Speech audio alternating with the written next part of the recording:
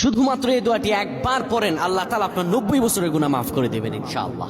আপনার 90 বছরের গুনাহ মাফ হয়ে যাবে শুধুমাত্র এই দোয়াটি যদি একবার পড়তে পারেন। আপনার ভাগ্য খুলে যাবে, রিজিকে বরকত আসবে, মনের ন্যাক আশা পূরণ হবে, আল্লাহ আপনার সব দোয়া কবুল করে দিবেন। সুবহানাল্লাহি ওয়া বিহামদি। এত ফজিলত, এই দোয়াটা আপনারা শেয়ার করে দিবেন। এই যুবকেরা, আমল না করেও সওয়াব পাবা তোমার একটি শেয়ারে, একটা বাটনে প্রেস করে তুমি সওয়াব পেয়ে যাবা। কারণ তুমি আমল না করো, অন্য কেউ যদি তোমার শেয়ারের বদৌলতে আমল করে সওয়াব তুমি পেয়ে যাবা। নবীজির হাদিস।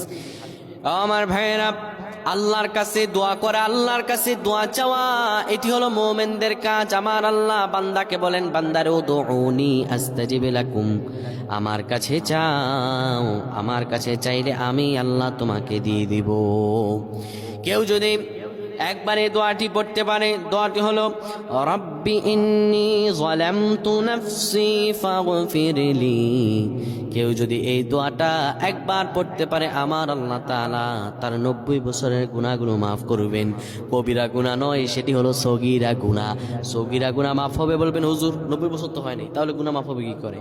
আপনার যত বছর হয়েছে তত বছরের সগীরা গুনাহ মাফ হবে, আর বাদ বাকিটা কাউন্ট করে আপনার আমল নামায় নফল নামাজ, নফল আমলের সওয়াব আল্লাহ তাআলা আপনার আমল নামায় দিয়ে দিবেন। কিন্তু এটির ব্যাপারেও সহিহ সনদে তেমন কোনো গুরুত্ব আরোপ হয়নি, এটির ব্যাপারে তেমন কোনো উল্লেখিত সহিহ সনদ নেই, কিন্তু আমল করতে পারেন যেহেতু এর অর্থ সুন্দর। আল্লাহ আমাদের কবুল করুক, পড়েন আমিন।